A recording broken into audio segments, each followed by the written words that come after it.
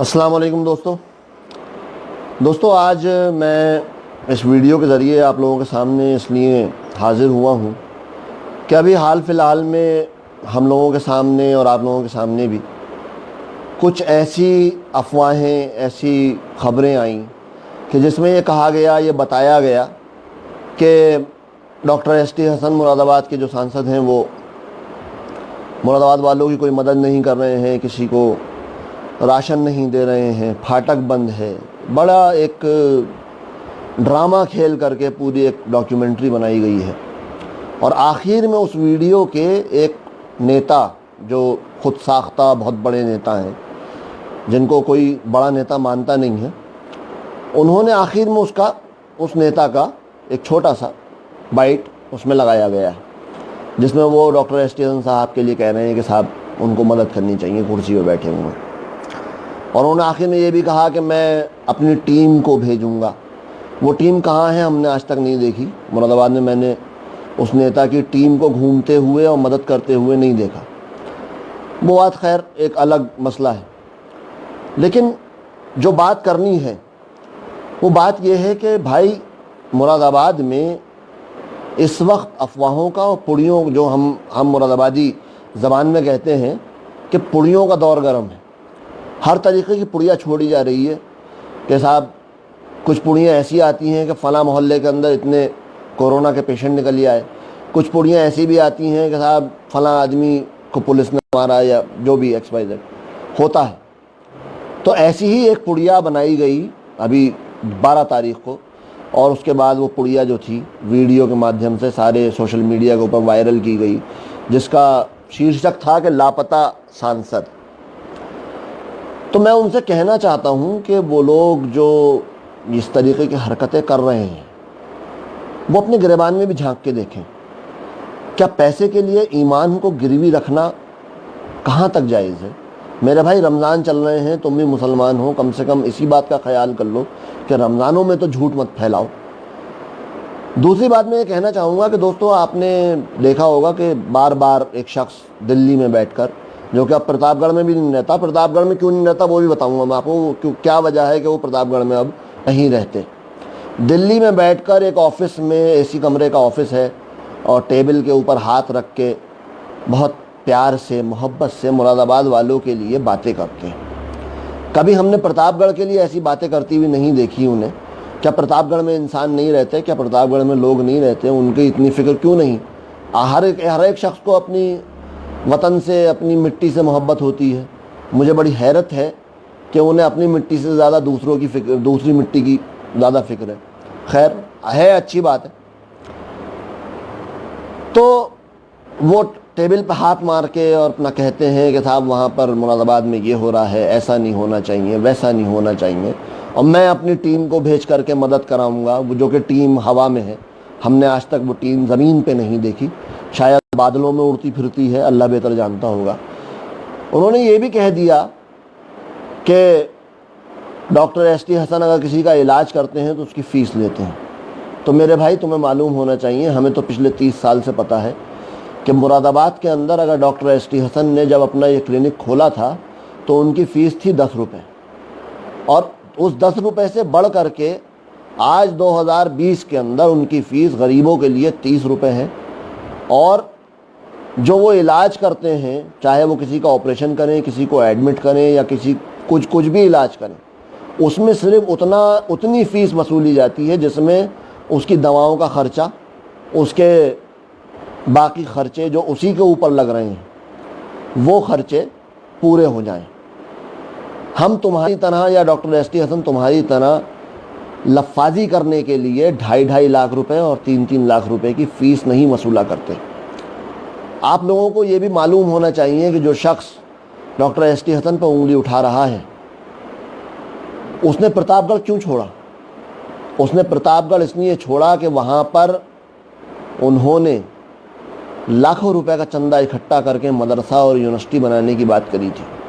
بیرون ملک وہ گئے، وہ گلف کنٹریز میں گئے، وہاں پر جا کر کے پرتاپ گڑھ کے اندر یونیورسٹی کھولنے کے لیے، مدرسہ قائم کرنے کے لیے، کالج بنانے کے لیے چندے اکٹھے کرے۔ اور وہ چندہ آج تک پرتاپ گڑھ کی زمین کو نصیب نہیں ہوا۔ خیر الگ کی بات رہی۔ آپ یہ سوچیں گے کہ صاحب یہ بات میں کر رہا ہوں تو کوئی اس کا ثبوت ہونا چاہیے، تو میں آپ کو یہ بتانا چاہتا ہوں میرے پاس گواہ موجود ہیں، اور وہ گواہ کہیں اور کے نہیں، پرتاپ گڑھ کے اپنے ہیں، وہیں کے رہنے والے باشندے ہیں جنہوں نے یہ باتیں مجھے بتائیں۔ دوسری بات یہ کہ JNU میں ایک بھائی تھا جس کا نام نجیب تھا، ان کی ماں ہیں، ان کی امی سے آپ جا کر کے پوچھئے نجیب کے نام پر جو پیسہ اکٹھا کیا گیا، نظمیں پڑھ پڑھ کر، جگہ جگہ گھوم کر، اس شخص نے جو فیس وصولی 2.5 اور 3 لاکھ روپے کی، جو پیسہ اکٹھا کیا گیا، وہ پیسہ آخر کہاں گیا؟ ہم نے یہ سنا، پرتاپ گڑھ کے لوگوں نے ہمیں یہ بتایا کہ نجیب کے نام پر انہوں نے پیسہ اکٹھا کر کے، اس کا پتہ بھی نہیں لگا کہ نجیب کے کو ڈھونڈنے میں وہ پیسہ نہ خرچ کیا گیا، نہ اس کی امی کی کوئی مدد کی گئی۔ اس کے بارے میں بھی یہ جواب دیں۔ مسلمانوں کی لاشوں پر سیاسی روٹیاں سیک کر کے 2.5 اور 3 اور 4 لاکھ کی فیس وصولنے والے لوگ اگر ایک 30 روپے کی فیس لینے والے ڈاکٹر پہ انگلی اٹھاتے ہیں تو ان کو شرم آنی چاہیے۔ ان کو شرم آنی چاہیے کہ ایسے وقت میں کہ جس وقت قوم بھکمری کی کگار پر ہے، اس وقت پر وہ اپنی سیاسی روٹیاں سیک رہے ہیں۔ ہم آپ کی تعریف تب کرتے جب آپ مراد آباد اس وقت بھی اگر آپ کہیں تو DM صاحب سے پرمیشن دلوا کر کے میں آپ کے پاس بھیج دیتا ہوں۔ آپ نے جو چندہ اکٹھا کیا ہے قوم کے نام پر، اس چندے میں سے اس کا 10% آپ پرمیشن لیجئے اور اس کا راشن لے کر کے مراد آباد تشریف لائیے، اور مراد آباد میں آنے کے بعد آپ راشن بانٹیے، میرے گھر سے بانٹیے، کہیں سے ہی بانٹیے، آپ کو رہنے کی، کیونکہ مجھے جہاں تک پتہ ہے آپ کے پاس یہاں پر کوئی ٹھکانہ نہیں ہے، آپ نے جو گھر خریدا تھا وہ بھی آپ بیچ چکے ہیں، کیونکہ ہمارے یہاں مراد آباد میں یہی ہوتا ہے کہ جو بھی باہر سے آتا ہے گھر خریدتا ہے، ہماری بھولی بھالی مراد آباد کی جو عوام ہے اس کو یہ خواب دکھاتا ہے کہ میں تو اب تمہارے بیچ میں آ گیا ہوں، تمہارے ساتھ رہنے آیا ہوں، یہیں رہوں گا، یہیں مروں گا، اسی مٹی میں دفن ہوں گا۔ یہ بھی آپ کے بھی الفاظ تھے۔ تو وہ گھر اگر آپ کے پاس نہ ہو، آپ میرے گھر پہ آئیے، 3 کمروں کا میرا گھر ہے، میرا مکان ہے، ایک کمرہ آپ لے لیجئے گا، وہاں پر رہیے گا، وہیں سے اپنے سارے کام کیجئے، کم سے کم مراد آباد کے عوام کو فیض پہنچے گا۔ ہماری آپ سے کوئی ذاتی دشمنی نہیں ہے، مگر آپ سے اتنا کہنا چاہوں گا کہ رمضان کا مہینہ چل رہا ہے، اس میں جھوٹ سے خدا کے واسطے پرہیز کیجیے، اور جھوٹ سے پرہیز کرنے کے لیے اس لیے کہہ رہا ہوں کہ اگر آپ کو کچھ سچ آپ کے پاس ہے تو آپ سچ دکھائیے نا۔ میں مراد آباد کے لوگوں سے کہنا چاہوں گا کہ بیتے دنوں آپ نے مراد آباد میں ڈاکٹر ST صاحب کا جو سوشل میڈیا کا اکاؤنٹ ہے اس پر بہت سارے فوٹوز دیکھے ہوں گے۔ ڈاکٹر ST صاحب نواب پورے بھی گئے، جب وہاں پر وہ پتھر بازی کی گھٹنا ہوئی اس کے بعد وہ نواب پورے بھی گئے، انہوں نے جگہ جگہ کھانا بھی بٹوایا، راشن بھی بٹوایا، علاج بھی ہو رہا ہے۔ میں خود، میرے بھی فوٹو آپ نے دیکھے ہوں گے، میں خود کئی جگہ پہ گیا جہاں پہ میں نے اپنے ہاتھوں سے راشن بانٹا۔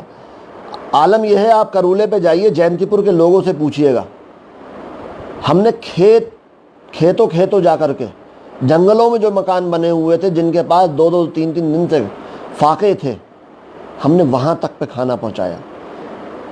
ان کی عزت رکھنے کے لیے میں ہر کسی کا فوٹو آپ کے کہنے پر، پرتاپ گڑھ والوں کے کہنے پر، ان کی عزت سے میں کھلواڑ نہیں کر سکتا۔ ڈاکٹر ST حسن ان کی عزت سے کھلواڑ نہیں کر سکتے۔ آپ یہ چاہتے ہیں کہ جو کچھ بھی کیا جائے وہ آپ کو دکھایا جائے آپ ہوتے کون ہیں۔ آپ ہندوستان کے راشٹرپتی ہیں، پردھان منتری ہیں، کون ہیں بھائی؟ تم ہو کون؟ خدائی فوجدار ہو؟ ہمیں ان کی عزت کی زیادہ فکر ہے۔ ہمیں اس بات کی فکر ہے کہ اللہ تعالیٰ جو قرآن میں یہ فرماتا ہے کہ ایک ہاتھ سے 2 تو دوسرے ہاتھ کو پتہ نہ چلے، ہم زیادہ سے زیادہ اس پر عمل کر سکیں۔